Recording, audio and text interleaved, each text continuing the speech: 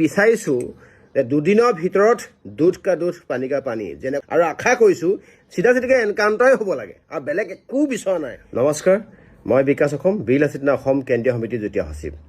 সমগ্ৰ অসমৰ ৰাইজৰ এটা ঘটনা পৰিলক্ষিত হৈছে যে যোৱাকালি নলবাৰী জিলাৰ টিহু সমষ্টি গংগাপুৰ নামৰ ঠাইডোখৰত এটা লোমহৰ্ষক হত্যাকাণ্ড। তেনেই কম বয়সীয়া হায়াৰ ছেকেণ্ডেৰী পাছ কৰা মাধুৰ্য বৰ্মন নামৰ এটা ল'ৰাক কোনো দুখ নথকাকৈ এটা নিৰ্দোষী ল'ৰাক সদৌ অসম ছাত্ৰ সন্থাৰ পশ্চিম নলবাৰী ছাত্ৰ সন্থাৰ তেখেত সহকাৰী সাধাৰণ সম্পাদকৰ পদত আছিলে, এইবাৰ হায়াৰ ছেকেণ্ডেৰী পাছ কৰিছিলে। মোমায়েকৰ ঘৰলৈ যাওঁতে মোমায়েকৰ ঘৰ পাবলৈ প্ৰায় 150 মিটাৰমান থাকোঁতে দুৰ্বৃত্ত দলে ৰ'জ আলী আৰু আসিফ আলী নামৰ দুটা ষ্টুপিড মুছলমান মিয়াই এজনী ছোৱালীৰ, তাইৰ নাম আছিলে মৃদু মুদ্ৰা ডেকা, প্ৰেমৰ প্ৰস্তাৱ গ্ৰহণ নকৰাৰ কাৰণে সেই মুহূৰ্তত থকা মৃদু মুদ্ৰাক লগত লৈ মোমায়েকৰ ঘৰলৈ গৈছিলে।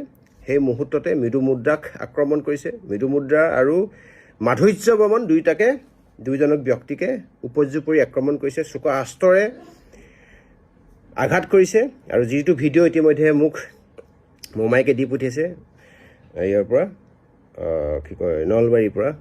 একচুৱেলি মাধুৰ্যৰ ঘৰ হ'ল চামতাত আৰু গংগাপুৰৰ মোমায়েকে মোলৈ দি পঠিয়াইছে যিটো ভিডিঅ' আপুনি না চাব পাৰে, না আপুনি কাৰোবাক দিব পাৰে, না ইয়াত আপুনি আপলোড কৰিব পাৰে।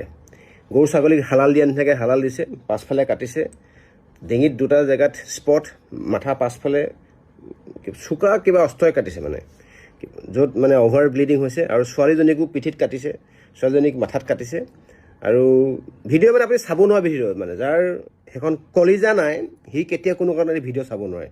আৰু মই ভিডিঅ'খিনি চাই মই কেতিয়াও কোনো কাৰণত ভবা নাই কিবা আপলোড কৰিব লাগে। কিবা কাৰণ যদি অসম পুলিচক লাগে মই দিব পাৰোঁ, আৰু যদি অসম পুলিচক লাগে ঘৰৰ মানুহকো যদি লাগে লৈ ল'ব পাৰে।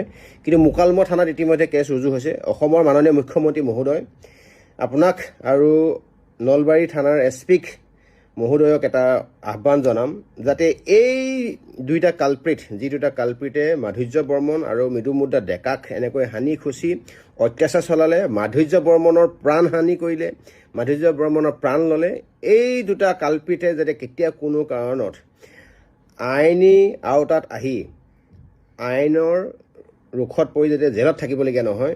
জেললৈ যোৱাৰ আগতে মাননীয় অসমৰ মুখ্যমন্ত্ৰী মহোদয় আপোনাক এটা অনুৰোধ জনাইছোঁ। চাওক, এটা কথা হয়, ইয়াত কিন্তু মোৰ চেণ্টিমেণ্টত লাগিছে।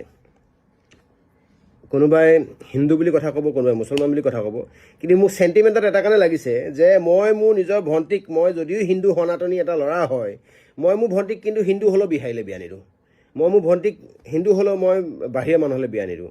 তেনে স্বত্বত একে ধৰ্মৰ মানুহৰ মাজত আমাৰ অসুবিধা থাকিব পাৰে। ধৰ্মৰ মানুহৰ মাজত মন নিমিলিলে, সংস্কৃতি নিমিলিলে বিয়া দিয়াৰ ক্ষেত্ৰত, ভাল পোৱাৰ ক্ষেত্ৰত পেৰেণ্টছৰ অবজেকশ্যন থাকিব পাৰে। ধৰ্মৰ বাহিৰত গৈ তাকো মিয়া মুছলমান এটাক, খিলঞ্জীয়া মূলসুঁতি অসমীয়া আৱেগ অনুভূতিৰ লগত জড়িত থকা খিলঞ্জীয়া মুছলমান মানুহৰ ছোৱালীকে আপোনাৰ মিয়া মুছলমানলৈ বিয়া দিব নিবিচাৰে। গতিকে এইখিনি কথা জনাটো প্ৰয়োজন আছিলে যে বাউণ্ডেৰী পাৰ হৈ আসিফ আলী আৰু ৰ'জ আলী আহি আমাৰ থলুৱা খিলঞ্জীয়া এজনী অসমীয়া হিন্দু যুৱতীৰ ওপৰত অত্যাচাৰ চলাব, লাভ জেহাদ চলাব, ইয়াক কেতিয়া কোনো কাৰণত কিন্তু মানি ল'ব পৰা নহ'ব। গতিকে মাননীয় মুখ্যমন্ত্ৰী মহোদয়, আপোনাক এটাই অনুৰোধ জনাম এই ভিডিঅ'টোৰ যোগেদি আৰু SP মহোদয়ক যে দুদিনৰ ভিতৰত আমি আসিফ আলী আৰু ৰ'জ আলীক, সিহঁতেতো ইণ্ডিয়ান পাছপৰ্ট ব্যৱহাৰ কৰি ভাৰতবাহী হৈ যোৱা নাই, অসমতে আছে। নহ'লে যদি কিবা কাৰণত লুকাই মেলি থাকিলে তেতিয়াহ'লে হয় শ্বিলং যাব, নহ'লে নিয়েবাই কোনোবা এটা গাঁৱত থাকিব। আমি বিচাৰিছোঁ যে দুদিনৰ ভিতৰত দুধ কা দুধ পানী কা পানী, যেনেকুৱা ধৰণৰ হিচাপ হৈছিলে ঠিক যেনেকুৱা ধৰণৰ শাস্তি, তাতকৈ 10 টাইমছ বেছি শাস্তি দি মাৰক। আৰু আশা কৰিছোঁ চিধা চিধিকে এনকাউণ্টাৰে হ'ব লাগে আৰু বেলেগ একো বিচৰা নাই। জেল হাজোতত আপোনাৰ আইন আদালতৰ কাঠগাৰত থিয় হোৱা, আপোনাৰ 2-3 বছৰ জেল খোৱাৰ পাছত ধৰি লৈছোঁ বেল্টত ওলাই আহিব, বা ধৰি লৈছোঁ 8-10 বছৰ জেল খাব, ইয়াত একো জাষ্টিছ নহয়, ফেমিলি একোৱেই নাপায়। গতিকে আমি এটা চিধা চিধিকে আশা কৰিছোঁ, সকলো দল সংগঠনৰ সহযোগিতা আছে। মাধুৰ্য বৰ্মনৰ ক্ষেত্ৰত হোৱা যি লোমহৰ্ষক হত্যাকাণ্ডৰ তাৰ ন্যায় উচিত ন্যায় লাগিব। মাধুৰ্য বৰ্মনৰ পৰিয়ালৰ লগত ইতিমধ্যে মোৰ যোগাযোগত আহিছোঁ। মাধুৰ্য বৰ্মনৰ পৰিয়ালে ৰাইজৰ পৰা, দল সংগঠনৰ পৰা, চৰকাৰৰ পৰা, অসম পুলিচৰ পৰা ন্যায় বিচাৰিছে। আৰু এনেকুৱা ধৰণৰ ঘটনাত যদি চিধাচিধিকৈ যদি ষ্ট্ৰেইট ফৰৱাৰ্ডলি যদি আপোনালোকে যদি তাৰ যদি উত্তৰ নিদিয়ে, মানে দুটা চাইডে যদি বুলেট খৰচ কৰি নিদিয়ে, দুটা চাইডে বুলেট নহয়, পূৰা মেগজিন খালী কৰি দিব লাগে।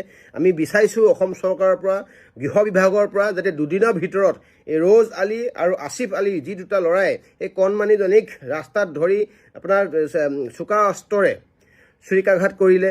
ছোৱালীজনী ইতিমধ্যে মেডিকেলত ভৰ্তি হৈ আছে, খুব বেয়া অৱস্থাত ICUত আছে। গতিকে আমি বিচাৰিছোঁ যে এই মাধুৰ্য বৰ্মনৰ এই ঘটনাৰ লগত জড়িত থকা দুইটা মিয়া মুছলমানক, এতিয়া খিলঞ্জীয়া মুছলমানে কিন্তু এইখিনি কথা গাত পাতি নল'ব। কাৰণ বিহাৰী, বঙালী, মাৰোৱাৰীৰ ক্ষেত্ৰত যেতিয়া কেতিয়াবা আমাৰ ঘটনা পৰিঘটনা আমাৰ ভগ্নীৰ ওপৰত যেতিয়া অত্যাচাৰ চলায়, হিন্দু সনাতনী হ'লেও কিন্তু আমি তেওঁলোকক আমি ধৰোঁ। কেতিয়াও কোনো কাৰণত আমি ধৰ্মৰ পক্ষৰ পৰা কেতিয়াও কোনো কাৰণত বিচাৰ নকৰোঁ। গতিকে এই মিয়া মুছলমানৰ ক্ষেত্ৰত যদি কোনো খিলঞ্জীয়া থলুৱা অসমীয়া আৱেগ অনুভূতিৰ লগত জড়িত থকা, কৃষ্টি সংস্কৃতিৰ লগত ৰজিতা খুৱাই জীয়াই থকা থলুৱা অসমীয়া খিলঞ্জীয়া মুছলমানে এই ক্ষেত্ৰত কেতিয়াও কোনো কাৰণ হকা বাধা নিদিব। আপোনালোকেও ছাপোৰ্ট কৰক এনেকুৱা ধৰণৰ কালপ্ৰিতক, এনেকুৱা ধৰণৰ অসমীয়া আৱেগ বিৰোধী, অসমীয়া স্বদেশ আৰু স্বজাতি স্বাভিমানৰ বিৰোধী যিকোনো ধৰণৰ মিয়া মুছলমানক যদি কেতিয়াও কোনো কাৰণত ইয়াত জীয়াই থাকিবলৈ নিদিয়ে, তাৰ কাৰণে মাননীয় অসমৰ মুখ্যমন্ত্ৰীক মই আহ্বান জনালোঁ। আৰু 1000 বাৰ আহ্বান জনাম যাতে দুদিনৰ ভিতৰত এই আপোনাৰ দুইজন অপৰাধীক যাতে ৰাইজে দেখাকৈ যাতে উচিত যাতে প্ৰত্যুত্তৰ যাতে অসম চৰকাৰে দিয়ে, তাৰ কাৰণে আশা কৰিলোঁ। ধন্যবাদ। জয় অসম। আৰু মাধুৰ্য বৰ্মনৰ আত্মাই চিৰশান্তি লাভ কৰক, বিদেশ আত্মাই চিৰশান্তি লাভ কৰক। জাষ্টিছ ফৰ মাধুৰ্য বৰ্মন। ধন্যবাদ। জয় অসম।